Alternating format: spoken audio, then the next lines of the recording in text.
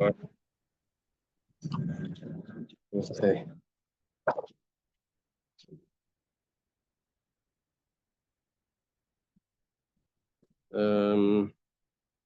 If I'm not mistaken, you left off at Ella de Tarvayo. Boy Mini Rav Sheish Merafuna on Pei Hey Amid Beis. Is that correct? I checked it from the end of the recording. Well, it's close enough. Where were you? Where did you think? I think we're on the fourth line on Ahmed Bey's. Yeah, Ella de Tarvayo. Yeah. Okay, that's good. Okay. We thank Hashem that we're able to learn Torah every day.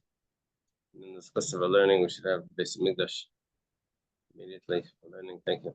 Learning Gulu Nishma, Savagol Basra Yaman, and son also Ben Zion, and so for Shlema for Abendov Ben Sarah, and Vidali Getzel Elias Ben Fengitzapera, and Nitzer for Shlema, Father for Shlema.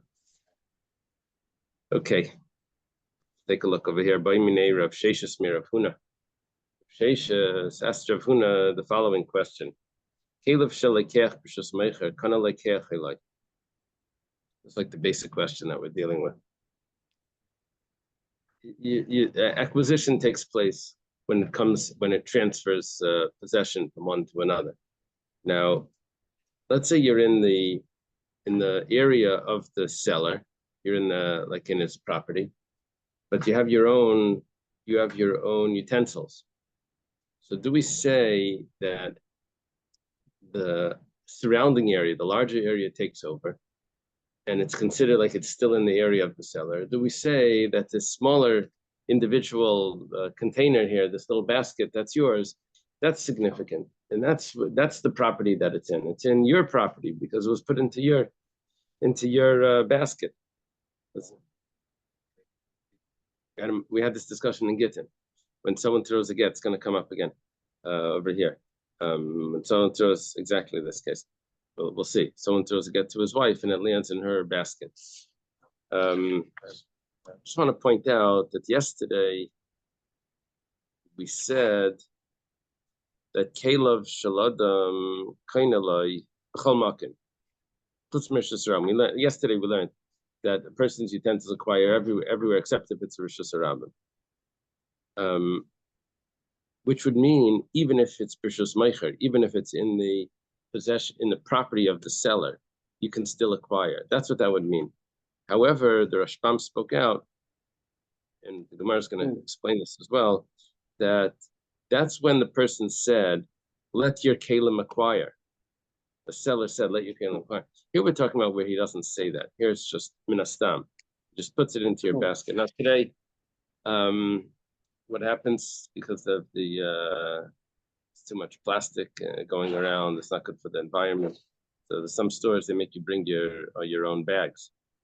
So you show up in the store, you have your own bag. So they bag it into your bag. You're still in the store, but it's in your bag. You haven't paid for it yet. They've just told you the price, and they put it into your bag. You didn't, since you bought it, you didn't touch it. It's just in your bag. He put it in your bag. Yeah.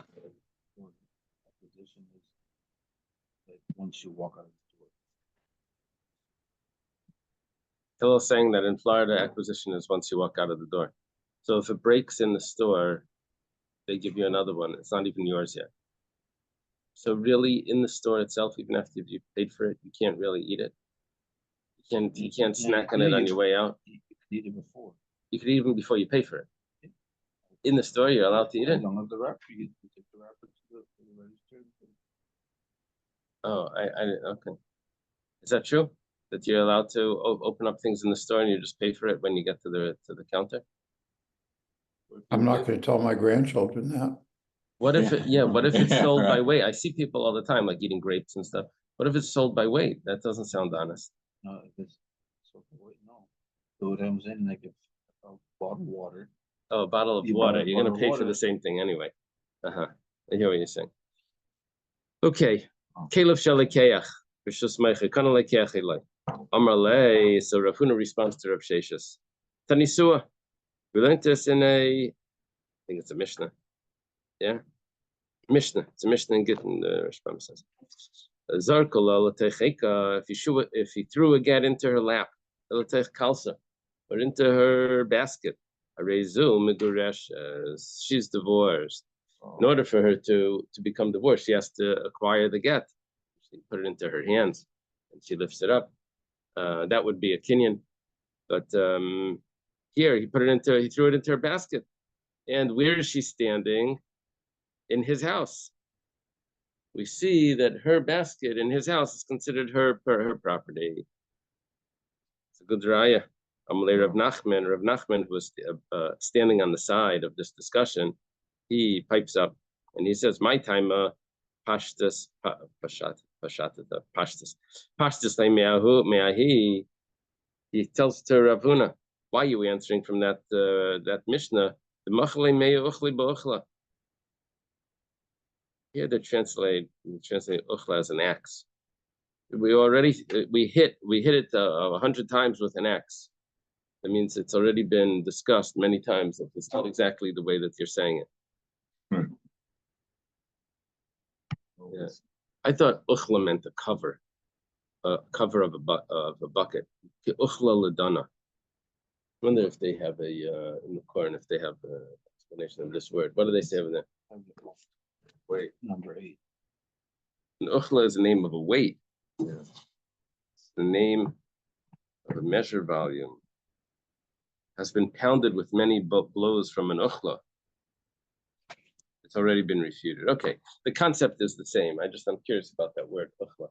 Let me see over here how you translate different.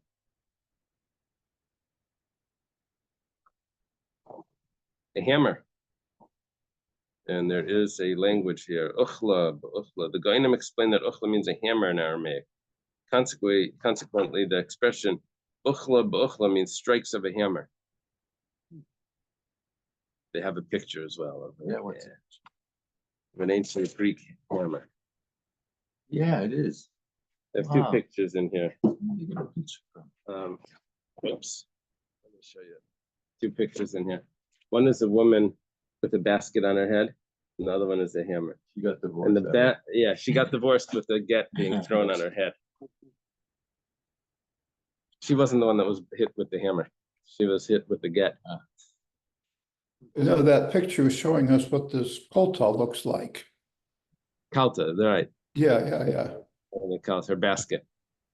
Yeah, I'm not sure if that's really what it is, but yeah.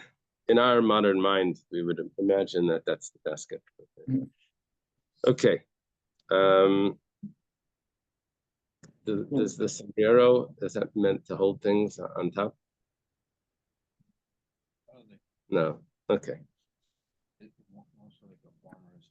The farmers have hats that hold things on. Okay. The Amar of Yehuda Amar Shmuel. We're going to start with Rav Yehuda Amar Shmuel. He's the first one that throws a hammer into this proof. He says, Why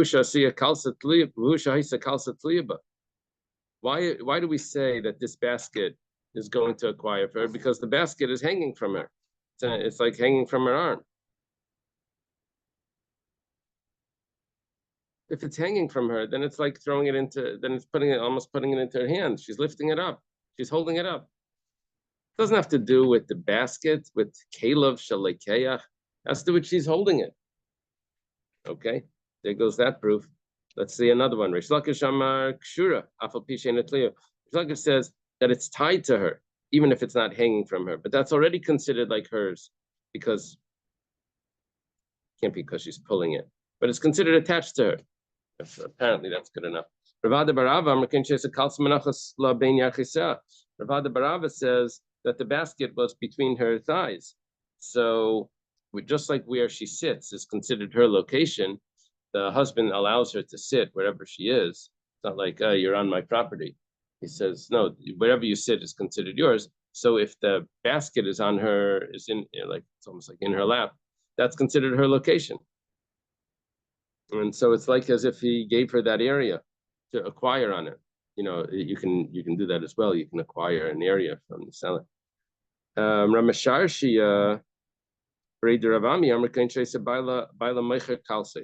The husband actually sold baskets, and he doesn't mind if there's another basket there. So it's considered like just a location where he lets her put her basket. So it's not considered like in his property. Okay, what else? Rabbi Yochanan makam cheka kanala makam kalsa kanala. Just like her lap is considered hers, so too her place of her basket is considered. He lets her sit down. He lets her put her basket down. Okay. Amar Rava, my tamid Rabbi Yochanan. What's the reason for Rabbi Yochanan? That he says that her basket is considered her place, and it's the place where the basket is positioned is considered hers. Because a person is not particular about where she sits or where she puts her basket. So this is all Rav Nachman saying. Why are you bringing a proof from that discussion regarding Gittin? That discussion regarding Gittin was already hit with 100 hammers, and it's not talking about where it's just her vessel sitting on his property. It's talking about that she's, for some reason, she's either holding the vessel or that area where it is considered her property. But it doesn't take me back to the store where the guy has bags, and the lekeach has bags, the purchaser has bags, and the meicher is just putting it into his bag, and all automatically it's going to be his. But that we don't have a proof of this. You should bring a proof from this. It says b'shus meicher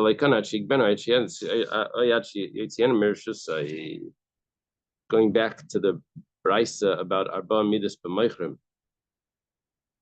You learned yesterday. Yeshakayach Mendel Sasson for teaching yesterday. So yesterday you learned that there were four scenarios, and one of them was that if it's in B'shus Meicher, if it's in the property of the seller. What's the sauce section is bold? My Gemara, they put every heading of Rashi in bold. Right. Then when Rashi says a girsa, it says what the text is supposed to be, so they put that in bold as well. Oh, wow. So this is like the text of the Gemara. Is not Rashi Rashbam. When he's adjusting the text of the Gemara, they put that in bold. It's not his comment. It's his. He's saying what the Gemara is. Yeah. Sometimes it's confusing because it's not 100% perfect. And,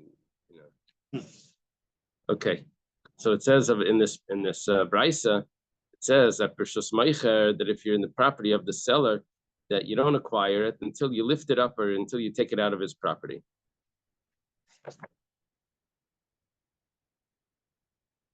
My love, Caleb de Lekeach, talking about that even though the seller put it into the utensils of the purchaser, he doesn't acquire it until he lifts it up.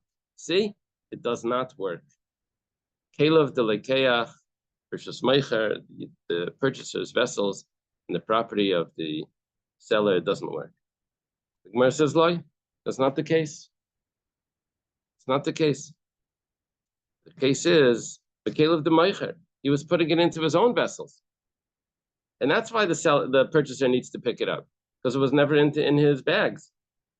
This would be like they give you the card to use, and you take the card and you bring it out to your car, but until it's still in the card. This is the Caleb de Meicher. You don't own the card. You rented it in all these. Maybe that's considered you borrowed it in every store. In every store you borrow it. I don't know. It's interesting. So when you borrow it, is it considered your kalim? It might be included in the price of the item. So it's like that. Oh, maybe they include in the price. So maybe it's always rented. But this would go back to the first. Remember the first case yesterday of the four types of the four scenarios, the four cases. One of them was when the measuring cup doesn't belong to either of you, not to the buyer or to the seller. It belongs to someone else. and he lends it to the buyer. He lends it to the seller until he's finished measuring, and at the time he's finished measuring, he's automatically lent it to the purchaser. So this would be similar if that cart would be, it's yours until it's the seller's. Well, the cart is owned by the store. That's just Caleb the Meicher. Just Caleb the Meicher. Okay. So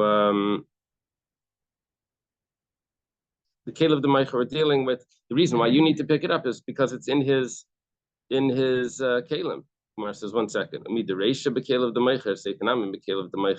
a little bit of a problem when it's called what it calls the Reisha and what it calls the Seifa.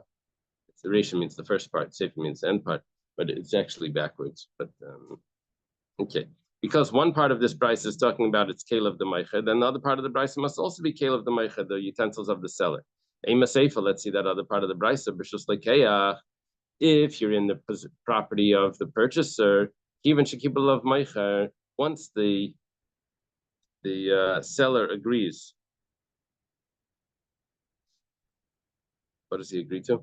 Does he agree to the price? He agrees to sell it to the terms of the trade of the transaction. Kana lekeach, the lekeach acquires it. Be bekelev the meicher, but if it's the utensils of the seller, amai kana, why should he acquire it? Amai kana lekeach, why should the lekeach acquire it? It's still in his. It's still in his utensils. Still in the seller's utensils. What the Gemara is thinking right now is that it must be that the larger domain, whose property you're in, takes over whatever utensils you have. So if you're in the property of the seller, then it doesn't matter if it's the seller's utensils or if it's the purchaser's utensils. You have not acquired it yet because the larger domain, whose property it is, that's the main thing. That overrules everything else. And then if you would go into the seller's property, it doesn't matter if you would put it into the seller's utensils. I'm sorry, if you go into the purchaser's property, the buyer's property. It doesn't matter if it's the buyer's utensils or if it's the seller's utensils. The property takes over and it's considered yours. The larger property takes over. That's what would come out from this logic right here, the way the Gemara is understanding it right now. That it's the outer property, the larger, that's the one that takes over everything. So that's what. And it's not. But that's right here in the Gemara, that's what we're thinking. So the Gemara says it's not until he gets into his car, gets out of the store, until he leaves the parking lot. Leaves the parking. Because the parking lot dominates the car. Yeah. Whoa. The parking lot dominates the car. Wow. Parking lot is owned by the store. We think of that, or yeah, and except for that other case where someone was renting it to the store.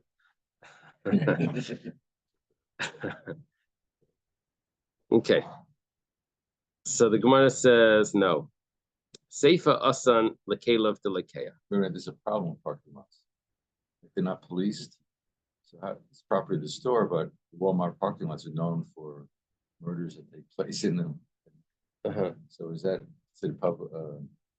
different kind of property? I think Walmart must own it, no? It owns it, but it doesn't really protect it. So in general, when you have these large stores, do they own that property or do they rent it from those things like RKs, these like little things? Publix owns that land and they rent. It's in a mall. A lot of times, like these big stores, they have like a lease. Like so it's leased. Okay. A year, 100-year lease. So they must lease the parking lot also. And it's part of it. It's only like Natalia, are you telling me something? I can't hear. I'm talking to myself. But what I'm saying to myself is it doesn't matter because in America, you coin something when you pay for it. Oh. You don't worry about Hagba or Mashika or anything else. You own it when you pay for it. Oh, interesting. But Hillel said that when it comes to grocery stores, until you leave the property, it's not really yours. I don't know about. I mean, I don't understand that idea because in general, as I say, in America, in our law, when you pay for something, you own it. Like when it comes into the stores, like the police, in order for it to be considered stealing, you have to let them walk out. Like while You know- they're in the store, they could Oh, always that say, doesn't mean that you don't acquire it. That doesn't mean, but yeah, I see what Hill is saying. Hill is saying is that if they were gonna arrest you, you put something in your pocket and you're walking out, they'll only arrest you not when you pass the cashier. They'll only arrest you by the edge of the store. And once you pass outside the- yeah, but like, that's when it comes to stealing. That's when it comes to stealing but when you actually paid for it, you acquire it before then. Before you exit. Yeah, that makes sense. A lot of Okay. people just food in the grocery Yeah. store and then pay for it after. Yeah, which we said is a problem if it's by weight. Uh-huh. So it's sort of stealing. Okay. So the Gemara says there's no problem over here because what we're going to do is we're going to adjust it. In the case where we said that in the seller's property, you don't acquire it until you lift it up. That's because it was the seller's kalim, the seller's utensils that it was in. And then when it goes to when in the case of the purchaser, that once it's in the property of the purchaser, it's automatically yours. It's automatically the purchaser's. That's talking about the purchaser's utensils. The Gemara says, if that's the case, my pascha, how do you make this up? Like, how did you make that? If the Bryce is talking about the seller's utensils, then how do you just switch cases and say that now it's dealing without even mentioning that it's dealing now with the purchaser's utensils? So it says stomach the mill. So no, it's obvious. It's the normal case. If you're in the property of the seller, then which utensils are going to be common? The seller's utensils. So for that, you're only going to acquire it until you lift it up because it's going to be in his utensils. If you're in the house of the purchaser, then it's probably going to be in the utensils of the purchaser. And then you're going to acquire it automatically right away once the seller agrees. Okay? We don't have a proof from this about if you're going to have seller's property and buyer's utensils, if you're going to, right? Because that's not what we were talking about. We're talking about if it's seller's property, it's seller's utensils. So we have no proof. Amar Rava. Rava says, listen to the next proof. Tashima, come and listen. This was talking about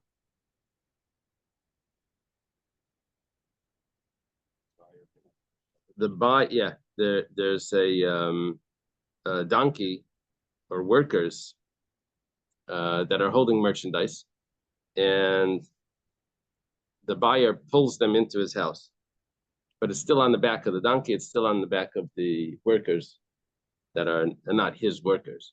But it turns out that he got the merchandise into his house. It's sort of like the truck backed up onto your property, but it's still in the truck.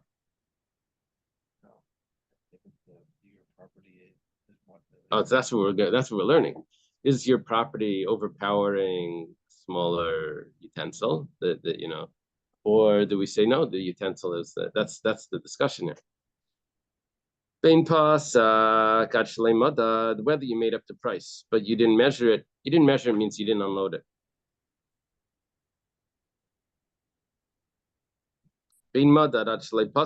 Or whether you unloaded it, you measured it now, but you didn't make up a price. That's the case. They both can retract. You can retract if it wasn't unloaded because it's still considered in the possession of the seller because it's in his utensil. It's on the back of his donkey. Even though it's in your property, but it's on the back of his donkey. And the same with the worker. It's on the back of the worker. And the reason why you can retract even when it's been unloaded, that's because you didn't make up the price. And until you make up the price, then it's common to retract because the guy may give you an exorbitant price and say, I never agreed to that. You put everything back. Yeah. Yeah, one of my best shopping trips was to Costco when I didn't realize that my thing had expired. So I was walking out, it's like $400. And they said, oh, your thing expired. I walked out without anything. I probably didn't need anything either. But that was You left it there? I just left it right there. Hard. I left it right there. And I went to a smaller store. I bought what I needed, because You get a little $20 worth. what you need for the week, not what you need for the year. Okay. So Pirkan v'echnisin le'teich beis. Let's say you unload and you bring it into the house.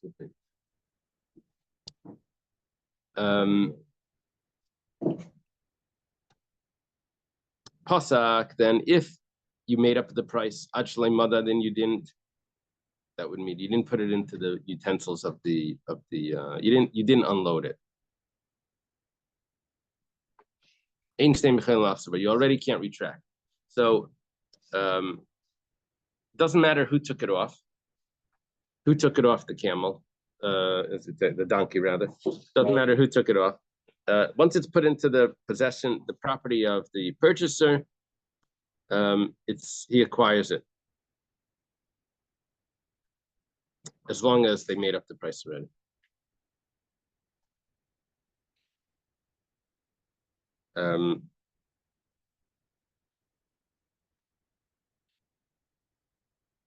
Now, the Rashbam points out that even if they make up the price later, the putting it into the possession beforehand is already the kinyan.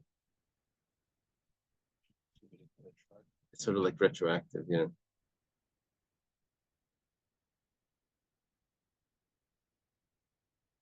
Unless we say, and it's not retroactive, unless we say that it's not the putting it into the domain, it's being in the domain. Maybe that's the shot, and it's not retroactive. It's the fact that it's in his domain when they make up the price, it's automatically it acquires it at that moment. Maybe that's the shot. Okay, whatever the case is, what we're seeing now is that you can't retract, and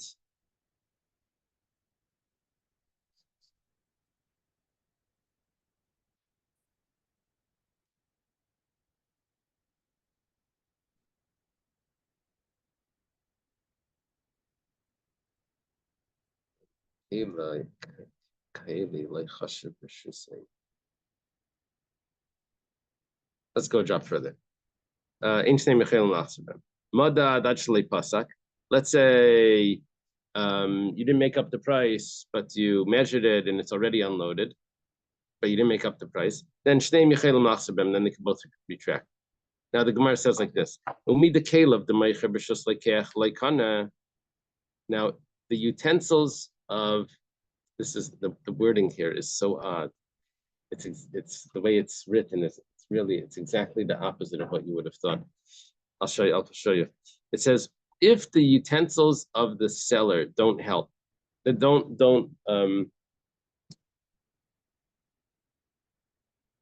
even if it's in the utensils of the seller.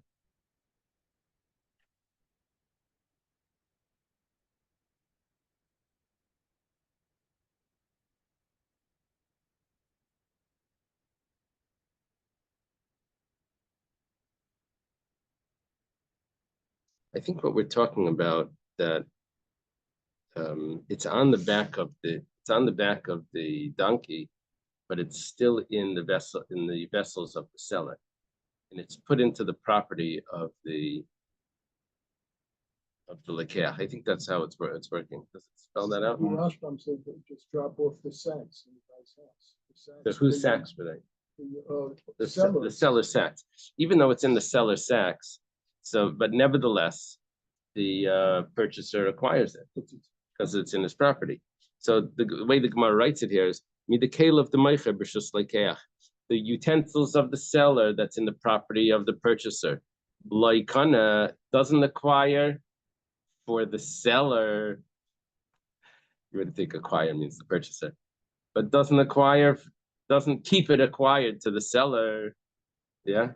No, it does not block the buyer. Doesn't block the buyer. Doesn't block the buyer, which means doesn't keep it acquired to the seller. That's the word leikana. It just throws you off because that's not the way we use it always. It's like the opposite. Anyway, Caleb de lekech, that's the case. If you don't look at the utensils, then Caleb de lekeach, then the utensils of the purchaser should not acquire to the lekeach. If it's in, what was our original question? Can a purchaser acquire using his vessels in the property of the seller. Now, one thing we've learned is that the utensils of the seller in the property of the purchaser allows the purchaser to acquire it. So if that's the case, then maybe we should do it the other way as well. We should say that the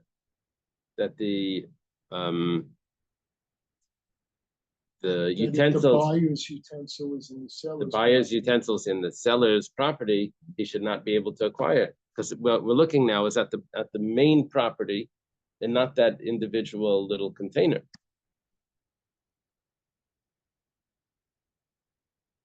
That's the proof for Rava. In other words, Rava's proof was from this brisa where it gets unloaded and the buyer acquires it, even though it's in the utensils of the seller.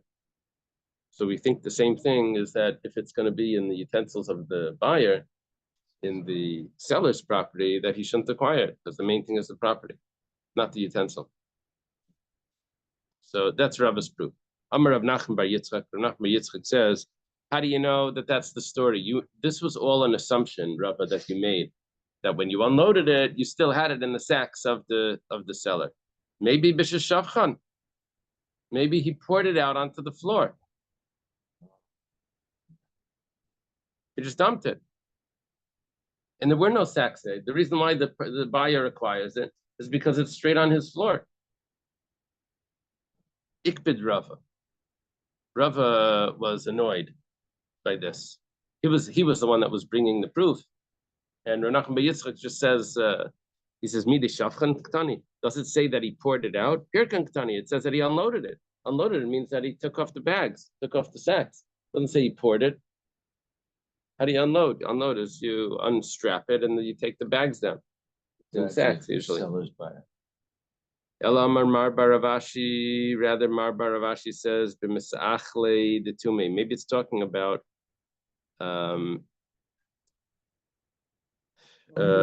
bundles of garlic that they don't come in bags. They just come with probably with a string around it. So if I followed this logic, not the logic we have now, where buy something and pay for it, or fire it. But according to this, if you, let's say you bought an item in the store, you can't open up the box at the store. You have to take it outside the store, outside the property. Right. If you ignore the money sale, ignore that, because the reason why the sages ignore the money sale is because you may pay money and not pick it up, and then if the fire breaks out, the guy is not going to save your item. He's just going to save his own things. He'll say, "Sorry, your stuff got burnt." So what we did was we said, "No, you have to actually take it until it's yours. Otherwise, we say it was still his, and his stuff got burnt, and he still owes you." But the same thing is, it's true today. You could pay for something, and you don't acquire it till you pick it up. Today, if you pay something, now let's say you pay for it and it's Something happens to something while happens it's in then. the store. You have to give you back your money or a new item. yeah. Because you never picked it up. So today they switched that rule, so they've resolved it another way. We've resolved it one way. We resolved it. Oh, We resolved it. We say, well, you don't acquire it until you pick it up. And the way they resolved it, I mean, today, what they do today, even you paid for it, and the guy says, "I'm sorry, it got stolen last night." Poor thing, whatever. So we'll say, "Well, give me my money back." That's the way they resolved. But if USPS uses it, it's neither the sellers or the buyers. It's somewhere in the middle. Yeah. So it's just, I don't know how that works. then they have insurance. But by the way, when they say that if they tell you, "I'm sorry, it got ruined last night, it got stolen," or whatever, that's basically telling you that you didn't acquire it. It's almost the same thing. Let's say I order something and I pay for it, and it's supposed to be delivered, and then they say, "We're very sorry, it got stolen, and we ran out, this and that." So they basically they give me my money back. They basically told me that the sale wasn't done until I receive it. That's basically the same thing, right? Which is what the way Chazal put it as well. I have a question, Lamasa. We have local people that buy arts and crafts from my wife. 95% is sent by FedEx and post office. And because they're local, they want to save postage, and they say, look, can I just pick it up? And my wife says, okay, I will bring it home or whatever, and I will leave it by the mailbox in the morning. Is that okay with you? It's outside. We have a special place. It's on the rock. All right, this is how it works. And they say, okay. And typically, it's there. I just had a package. It was there for a week. And I'd be pulling in each night because of the rain, even though it was double packed just that. And I get upset because I say to my wife, what if it's never been stolen, but what if it's stolen during this period where they're tardy and not picking it up? We put it out, they didn't pick it up, who's responsible? And they paid for the gift.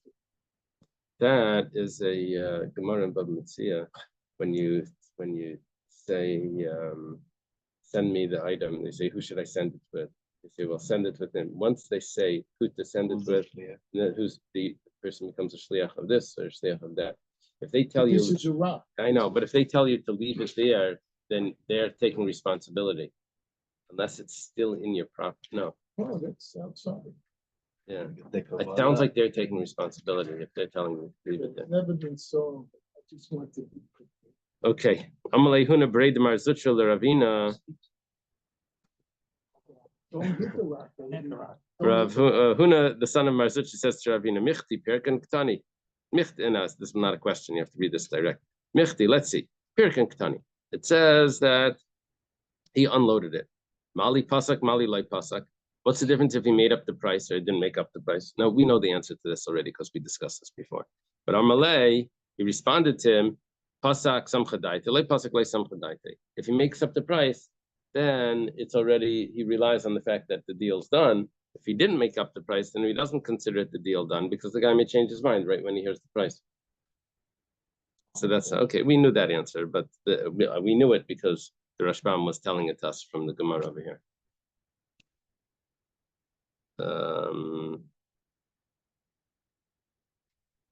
Yeah, when I teach the Gemara sometimes in yeshiva, so then afterwards we learn the Rashi and the Rashbam. And the students say, why does Rashi need to say this? We already learned that in the Gemara. I said, yeah, because when I taught you the Gemara, I saw it in the Rashi, and this is okay. So the Rashbam got it from the Gemara, of course. Amalei Ravina Ravashi. Ravina says to Ravashi, Tashema, come and listen. We had a statement before that a person's utensils can acquire for him anywhere. What is the anywhere? Here we have a teretz. It must be coming to include the property of the seller. Very good, right? Property of the seller. That was our original question. Can the utensils of the buyer acquire in the property of the seller? Here's the proof from Rav and Shmuel. He says back, Rav Ashi says, Hasam Darmale Zilkani. No, this Rashbam told us also before.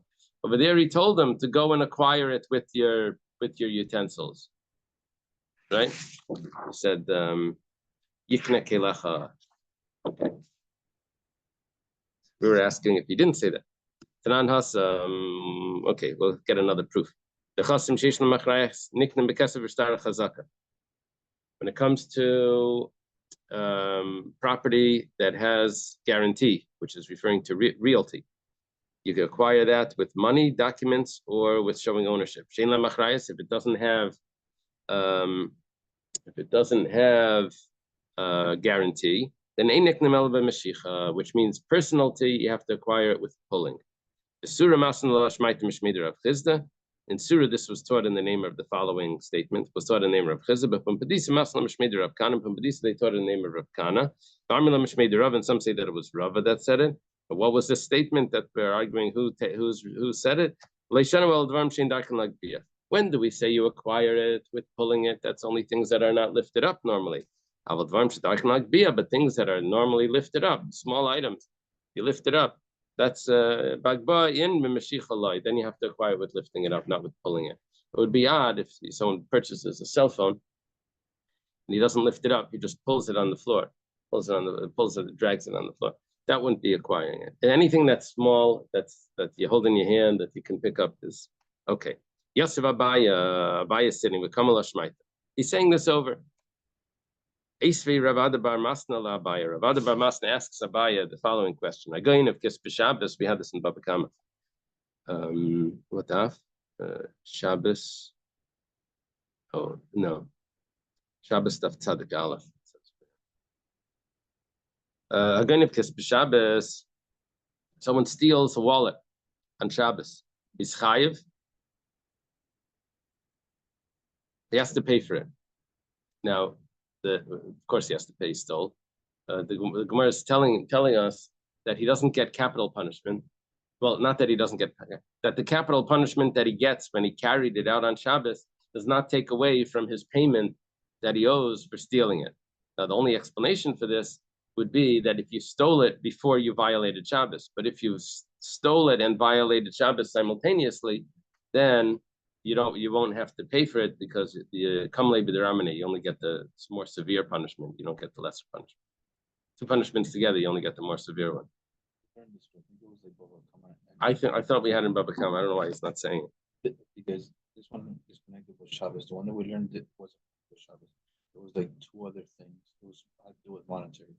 That if it would be like a more severe and not, I thought it was Baba Kama, but okay. It is Baba Kama. And I thought it was exactly this case. Going of Kis B'Shabbos. Okay, whatever the case is. If someone steals on Shabbos, he's chayiv to pay for it because because he's chayiv to pay before he violated it. Why? Because he picked it up. Let's say he didn't pick it up; he was just dragging it. So because he never picked it up, he never acquired it. When does he acquire it? When he pulls it out of the domain of the original owner. He's stealing it, right? So then he's going to be pater. He's exempt. Because the time that he's stealing it is when it leaves the property, and the time that it leaves the property is when it's coming into the other domain, which is a violation of Shabbos. Okay, now the Gemara says, 1 second. Where he kissed the Barak Bahu, how does he acquire it? By pulling it. You told me that anything that you lift up, you have to lift it up. You don't acquire it through pulling it. But over here we see he's acquiring it through pulling. Amalei, so he says to him, Bimisna. This is Abaya telling back that there's a rope. So he tells him there's a rope, so that's why he's pulling it with the rope. So he responds back, he says, Anami Bimisna coming in. That's what I'm talking about, that there's a rope. I know that there's a rope, but nevertheless, the rope doesn't mean that you don't lift it up. You still lift it up. So Abaya responds, Amalei, Bimidi the boy missed. I'm talking about something that requires a rope, that it's such a large wallet that you can't move it without a rope. It's like the giant peach, James and the giant peach, right? It's not a regular peach. He wasn't stealing it. It was something that was massive. You need ropes to move it. Okay, that's his teretz. Tashima, come and listen. If it's in we learned in our 4 cases that we learned yesterday, that if it's in the domain of the seller, you only acquire it if you lift it up or you take it out of his property. What do you mean? You gave me 2 options there. Either you lift it up or you take it out of the property. How do you take it out of the property? By pulling it. But if we're talking about something that you could lift up, then how do you acquire it when you pull it? You just told me that the only way you can acquire something that could be lifted is through lifting and not through pulling. And now you gave me both options. Rav Nachman says we're dealing with 2 separate cases. Litzad means 2 sides. Midi the baragba, if it's something that you lift up, the hagba, then you have to lift it up. Midi the bar mashicha, if it's something that you pull because it's like a heavy animal, then b'mashicha, then you pull it. Okay. Tashima. So Someone listen. How did we learn again about like acquiring something that's so heavy? Yesterday You pull it. Said it's but like it's like Or you a bunch can of rent. pallets. You could rent the property. Rent the property. Yeah. If someone sells fruits to his friend, If he pulls them, but he doesn't measure them, kani, he's kainet, as long as they made up the price already. But peiros t'bnei agbanino, but each fruit you could lift up. Uktani the uktani, and it teaches the kani b'mashicha that you acquire with pulling it. Now the Rashbam points out that each fruit would, every time when you pull this container, so you're pulling, every fruit is moving away from its original location. So it's like by the boat that you had to move it from one totally away from. So according to one opinion over there, so every fruit inside the container gets moved. The Gemara says, over there we're talking about that you can pull it. That's because it's very large bundles. The Yachim Seifa, 1 second. Let's go further. It says, why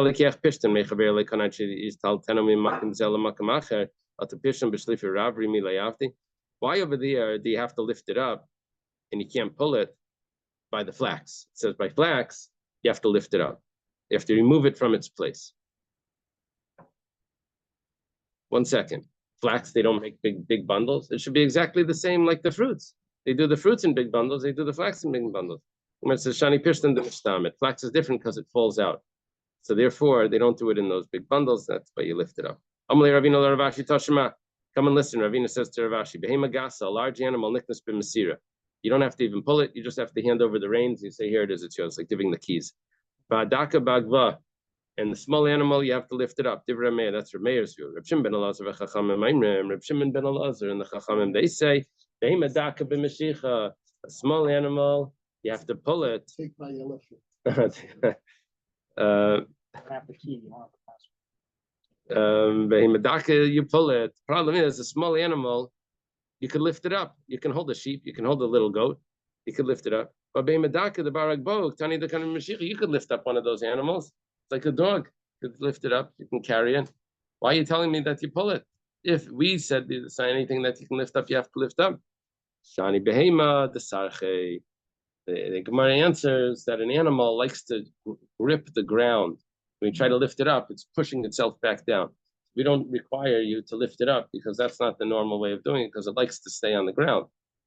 So therefore, a small animal, you acquire it with pulling. Other things that you could lift up, you have to lift them up. What about like a shepherd staff or whatever? Now you start to, It's considered mashicha when you make it move. You don't have to actually pull it. You can't make it go, but you tell by it to prodding it, by calling it or prodding it. Let's leave it over here. We're up to Rav Shmuel. All right. Jonathan just mentioned the thing about can't you get the animal by acquiring the land? Yeah. Yeah.